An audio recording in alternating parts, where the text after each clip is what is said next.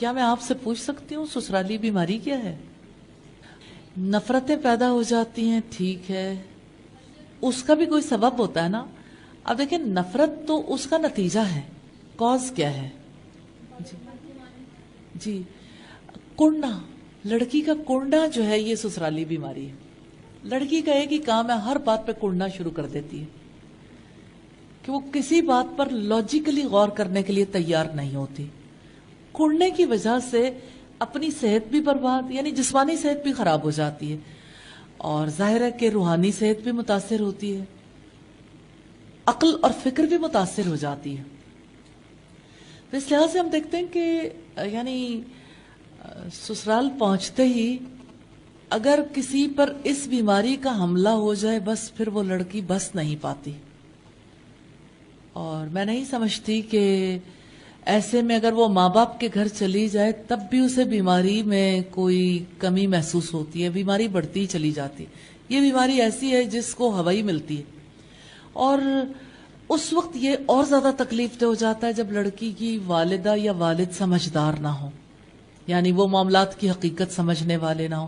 اور نارملی ایسا ہوتا ہے کہ اپنی زندگی کو خراب کرنے کے بعد اپنی اولاد کی زندگی کو برباد کرنے کے لیے بھی ایسے لوگ تیار رہتے ہیں. کیونکہ نارملی جب لڑکی آ کے اپنے گھر والوں کو اپنے سسرال والوں کے بارے میں شکایت کرتی ہے تو وہ تصویر کا ایک رخ دکھاتی ہے. اگر ماں باپ سمجھدار نہیں ہوتے تو وہ اسی پر بیلیو کر لیتے ہیں اور سسرال والوں کے بارے میں ایک رائے قائم کر لیتے ہیں. اس رائے کے قائم کرنے کے بعد وہ اپنی بچی کو سمجھانے کے قابل نہیں رہتے، اور یہاں سے مستقل طور پر دراڑ بڑھتی چلی جاتی ہے. حل اس کا ایک ہی ہے، سسرالی جھگڑے کا حل سسرال کی حقیقت کو سمجھنا ہے، قبول کرنا ہے، اور لڑکی کا یہ تسلیم کرنا ہے کہ مجھے یہ ایڈجسٹ ہونا ہے. لڑکی یہ چاہتی ہے کہ سارے لوگ میری مرضی کے مطابق ایڈجسٹ ہو جائیں.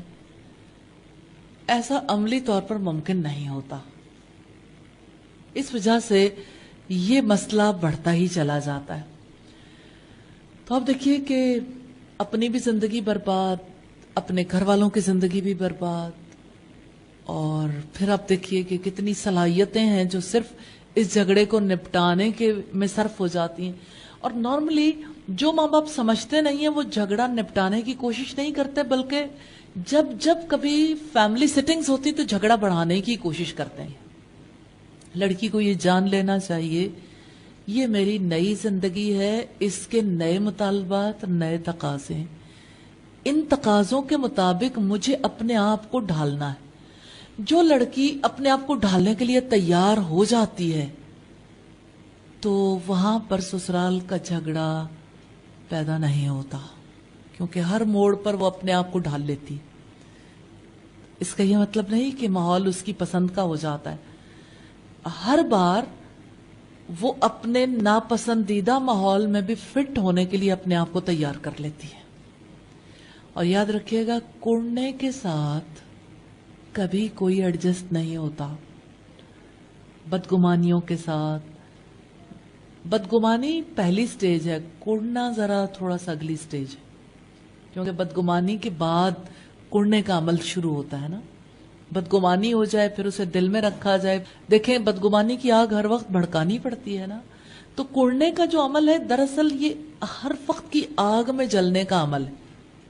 لڑکی ہر وقت جلتی ہے اور وہ چاہتی ہے کہ دوسرے لوگ بھی اس آگ کو محسوس کریں اور میرے ساتھ شیئر کریں.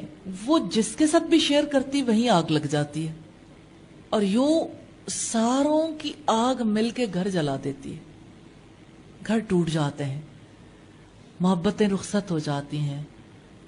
اس وجہ سے یاد رکھیے گا تبدیلی ایک ہی فرد کی چاہیے، اسی کو تبدیل ہونا ہے، اس نے ہی ایڈجسٹ ہونا ہے، اس نے ہی اپنے آپ کو ڈھالنا ہے، اس نے ہی اپنے آپ کو کنٹرول کرنا ہے. میں یہ سمجھتی ہوں کہ جو لڑکی اللہ کی خوشی میں اپنی خوشی کو شامل کر دیتی ہے اور سیکھ جاتی ہے اس کے لیے یہ مشکلات نہیں رہ جاتی. تو اصل میں جس چیز کی ضرورت ہے وہ علم ہے، اللہ تعالیٰ کی محبت کا، اس کی معرفت کا، اللہ تعالیٰ کی خوشی میں اپنی خوشی کو شامل کرنے کا علم. اس کو سیکھے بغیر اگر جتنی جی چاہے باتیں سمجھا لیں، پریکٹیکلی کرنا ممکن نہیں ہوگا. اس لیے میں سمجھتی ہوں کہ پیرنٹس پر لازم ہے کہ اپنے بچوں کو اللہ تعالیٰ کے دین کا علم سکھائیں. اسلام از دا وے. یہ تو لائف سٹائل ہے نا. اس لائف سٹائل کے مطابق جینا محض لفظوں سے نہیں آتا جب تک کہ لوگ اس ماحول میں رہنا نہ سیکھیں. اور آپ دیکھیں کہ جتنی دیر تک ایک بچی اسلام کے الفاظ کو سیکھتی رہتی ہے تو اسے الفاظ تو آ جاتا ہے، رویے پھر بھی نہیں آتے. رویے تو برتاؤ سے ہی آتے ہیں نا. جب ایک ماحول میں رہنے کی وجہ سے کسی کی اپنی ناپسندیدہ بات کو کوئی برداشت کر لے، صبر کرنا سیکھے، جب کوئی اپنی خوشی کو سب سے بڑا نہ سمجھے، جو کوئی اپنی انا پرستی کو چھوڑنے کے لیے تیار ہو جائے اللہ کی خاطر، جو تواضع سیکھ لے، جس کو پتہ چل جائے کہ خدمت کرنا ہی سب سے بڑا کام ہے. نبی صلی اللہ علیہ وسلم نے فرمایا قوم کا سردار ان کا خادم ہوتا ہے. عورت بھی سرداری چاہتی ہے، وہ چاہتی ہے کہ میں گھر کی ملکہ بن جاؤں. ملکہ جیسے خوبصورت ڈریس پہنتی ہے، جیولری پہنتی ہے، تیار ہو کے نظر آتی ہے، میں بھی اچھا ڈریس اپ ہو جاؤں گی، یعنی اچھے طریقے سے تیار ہو جاؤں گی تو اس طرح سے سب لوگ مجھے قبول کر لیں گے. یہ بناؤ سنگھار بھی تبھی اچھا لگتا ہے جب لڑکی کا رویہ بھی اچھا ہو، جب وہ لوگوں کے لیے خدمت گزار ہو، جب تواضع اختیار کرنے والی ہو. کیونکہ تواضع کے بغیر، انا پرستی کے ساتھ تو یہ سارے کام عملاً ممکن نہیں ہوتے، لوگ قبول نہیں کر پاتے. تو لائف سٹائل تو کوئی انا پرستی کا سکھائے اور توقع یہ رکھے کہ جب عملی زندگی کا آغاز ہوگا تو بچی تواضع اختیار کر لے گی. اس کے لیے بہت بڑا امتحان شروع ہو جاتا ہے، بہت زیادہ تکلیف دہ ہو جاتی ہے ساری صورتحال جب وہ اپنی پہلی زندگی اور دوسری زندگی کے تقابل میں پڑی رہتی ہے. دراصل ایک ماں کو اپنی بچی سسرالی کے لیے ٹرینڈ کرنی چاہیے. آج کی ماں اپنی بیٹی کو جاب کے لیے، بزنس کے لیے تو ٹرینڈ کر دیتی ہے، کمانے کے لیے ٹرینڈ کر دیتی ہے. وہ اسے اچھی بیوی، اچھی ماں، اچھی بہو بننے کے لیے کب ٹرینڈ کرتی ہے؟ تو جب ٹریننگ ہی کسی اور بنیاد پر ہے، جب مقاصد ہی بدل گئے تو ظاہر ہے کہ پھر نتائج بھی بدلیں گے. تو ظاہر